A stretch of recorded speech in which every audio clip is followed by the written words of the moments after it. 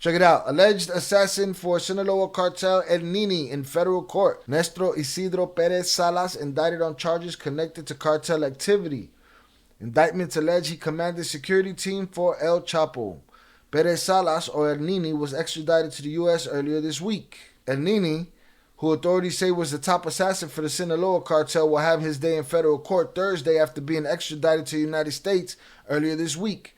Many are wondering what this could mean for one of the most powerful drug cartels in Mexico. Courts recently indicted Perez Salas on a slew of charges related to his alleged role as a security apparatus for drug lord Joaquin Archibaldo Guzman Loera, or El Chapo. Charges include cocaine and method man, trafficking, conspiracy, possession of machine guns, witness retaliation, and the unaliving of a confidential Drug Enforcement Administration source, and others in retaliation for their cooperation with law enforcement. The U.S. Department of Justice also says El Nini was a part of the Sinaloa cartel's production and sale of fentanyl, specifically in Los Angeles during 2022. This was later seized by the DEA.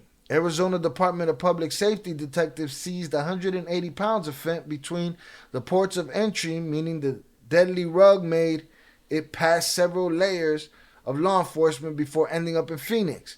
DPS reports that one residence was searched in connection with the investigation, and 2 suspects were arrested and booked into jail on rug-related charges. These rugs had a street value of $1.5 million. U.S. President Joe Biden thanked Mexico for cooperating with Perez Salas' capture, calling it a good day for justice. What is El Nini charged with? El Nini faces gun, rug, and witness retaliation charges that are all tied to his affiliation with Mexico's most dangerous cartels and his jail leader, El Chapo.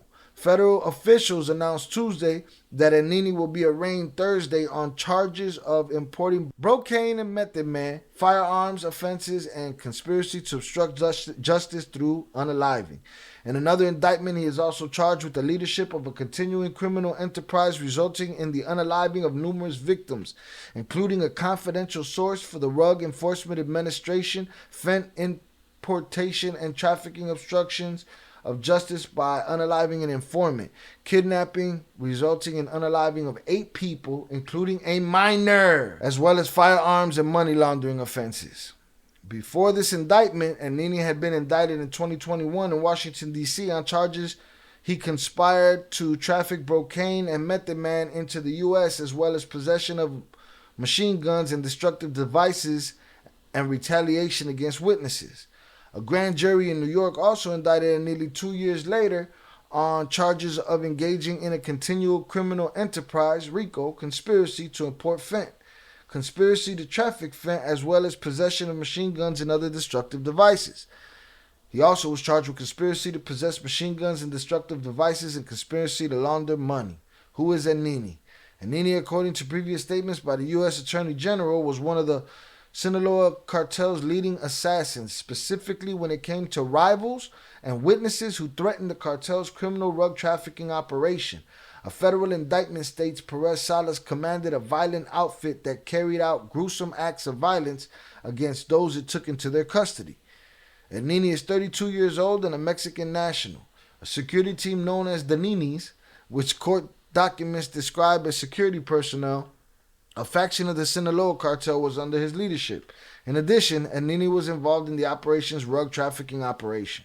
His nickname Nini is reportedly a reference to Mexican slang for neither nor, to describe young people who neither work nor study. Before El Nini was arrested, U.S. officials offered a whopping $3 million for information leading to his arrest. This huge sum shows just how important and dangerous they believed him to be. Getting El Nini from Mexico to the U.S. was a complex process. It involved intricate legal and diplomatic maneuvering. The journey started when Mexican authorities, acting on a tip and the promise of a huge reward, arrested El Nini. This arrest was the climax of a relentless hunt that spanned across borders. Once in custody, the extradition process began. This is a complicated procedure governed by treaties and laws between the U.S. and Mexico, united in their fight against drug trafficking and organized crime. Look at these two dizzy mother. This guy doesn't know where he's at, and this guy doesn't want to hear it. Mexico, united in their fight against drug trafficking and organized crime. Agencies like the DEA and their Mexican counterparts worked together to meet all the legal requirements. The arrest and extradition of El Nini has significant implications for both Mexico and the United States. As a leading Sicario, El Nini was integral to the violent operations of the Sinaloa cartel. His capture disrupts the cartel's command structure, potentially leading to internal power struggles and increased violence as factions vie for control. In the US, his extradition marks a victory in the ongoing battle against fentanyl trafficking, which has led to countless overdose deaths. El Nini's removal from the streets is seen as a major step in curbing the flow of synthetic opioids. Additionally, his arrest underscores the effectiveness of US-Mexico cooperation in tackling organized crime and highlights the commitment to holding cartel leaders accountable for their brutal tactics. And Oakland Leaks has been covering the whole El Nini situation from the beginning. Now, again, there's sides, and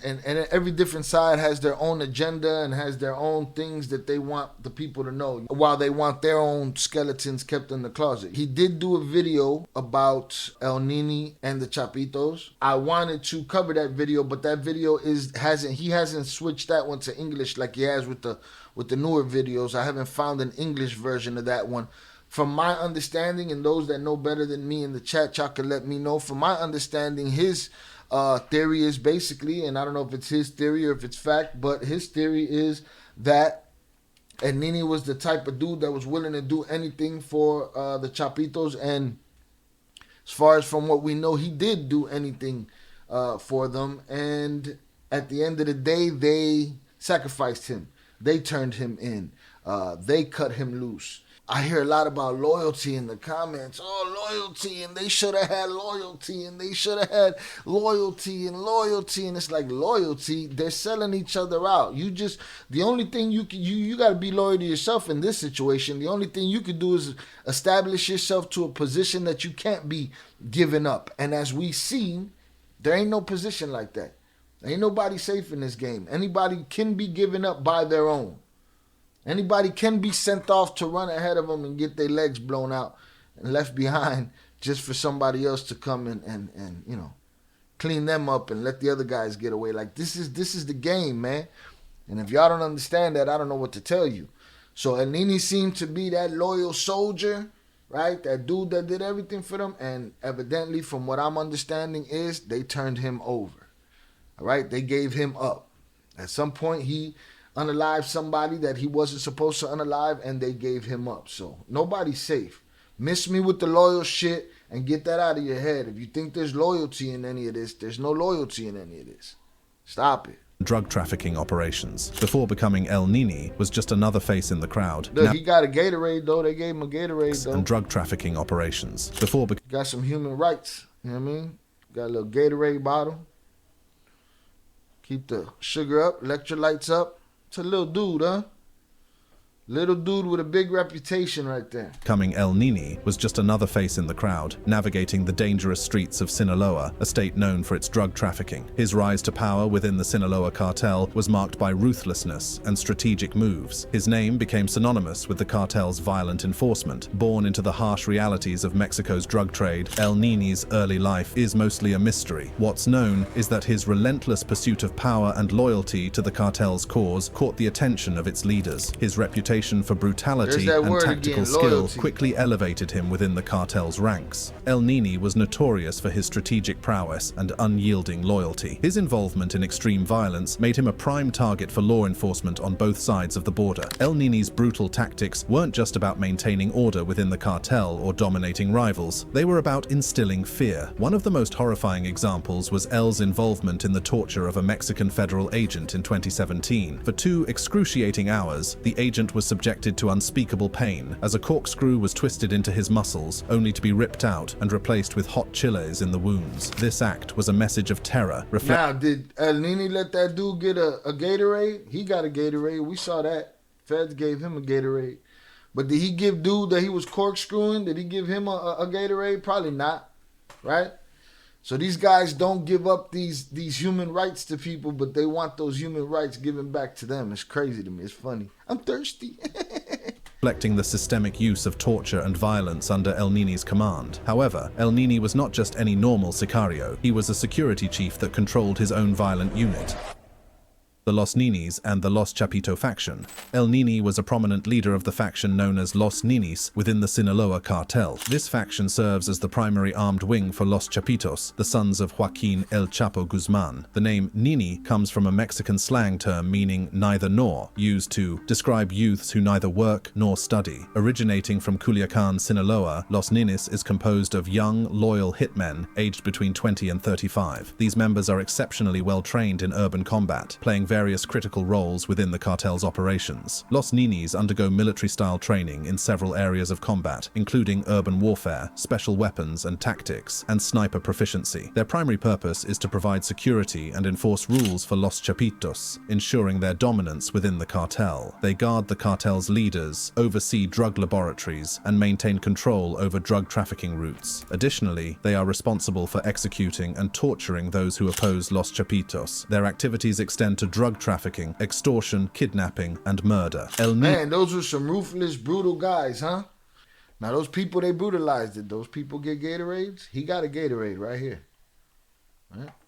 These guys gave him a Gatorade. Nini, with his military training and tactical expertise, is a formidable leader of Los Ninis. He is supported by other high-ranking members, such as Jorge Humberto Figueroa Benitez, alias L27, who coordinates the group's fentanyl operations, and Oscar Noe Medina Gonzalez, alias El Panu, who oversees the security of strategic cartel points and coordinates territorial control. Their influence surges after the Culiacanazo, a failed military operation to capture Ovidio Guzman, one of El Chapo's sons. This incident showcases their ability to unleash a wave of violence to protect. Boom. You get locked up, next thing you know, there's an army coming for you.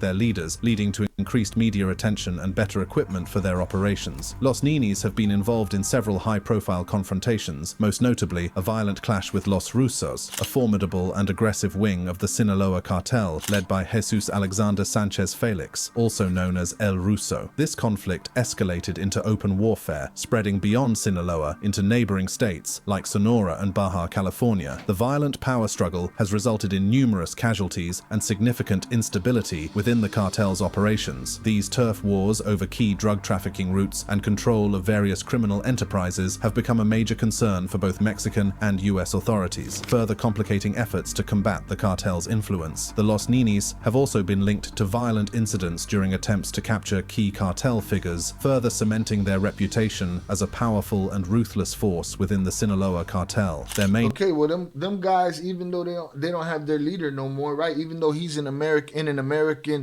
federal prison, it doesn't mean that they haven't replaced him already. There's already somebody probably more ruthless, more hateful, more evil than him that's ready to step in and do his thing, move things forward. You know what I'm saying? Like, I don't know what kind of dents they're putting in the situation out there, but it doesn't seem like much. main goal, however, is to serve Los Chapitos at any cost. Los Chapitos, led by the sons of Joaquin El Chapo Guzman, Ivan Archibaldo Guzman, Jesus Alfredo Guzman, Joaquin Guzman Lopez, and Ovidio Guzman Lopez, have taken on significant leadership roles since their father's arrest and extradition to the United States. Born into a notorious family, the sons of Joaquin El Chapo Guzman, Ivan, Jesus Alfredo, Joaquin Jr., and Ovidio experienced a life of luxury far removed from their father's humble beginnings as a farmhand in the rugged mountains of Sinaloa. These heirs to the Guzman legacy were set to inherit more than just wealth. They were poised to take over an empire built on the narcotics trade. Los Chapitos' early lives were marked by excess and extravagance. They became minor celebrities on social media, showcasing their opulent lifestyle, complete with pet tigers, high-end sports cars, and even a golden AK-47. Despite their flamboyance, many initially dismissed them as narco brats, more interested in wealth than in the cartel's gritty operations. However, the brothers were not idle. Guided by their father, they began learning the family business from the ground up. Edgar, the eldest, was the first to dive into drug trafficking, forging his own connections. His ambition was cut short in 2008 when he was gunned down in Culiacan amid a brutal internal conflict. I didn't realize he was the eldest. Sinaloa cartel. Edgar's death was a turning point for his brothers. Ivan, the eldest remaining son, stepped up to lead, with Jesus Alfredo, Joaquin Jr., and Ovidio following closely. Determined to prove their worth, they transitioned from being the privileged sons of El Chapo to becoming key figures within the cartel. Navigating the dangerous world of cartel politics, the brothers faced skepticism and rivalry. They contended with those who doubted their capabilities and questioned their right to inherit their father's empire. Undeterred, they took on significant roles within the Sinaloa cartel, leveraging their father's name and resources to expand their influence. As the new leaders of the Sinaloa cartel, Los Chapitos changed their strategy in a big way. They moved away from traditional drugs like cocaine and heroin and focused on synthetic opioids, especially fentanyl. This shift had major consequences for both their business and the opioid crisis in the United States. Fentanyl is cheaper to make, offers higher profits, and is so— And what happened to all the other powder? What happened to all the other products that they had? You just left that by the wayside? Did Mayo continue to deal with that? Did everybody else continue to deal with that, but not y'all?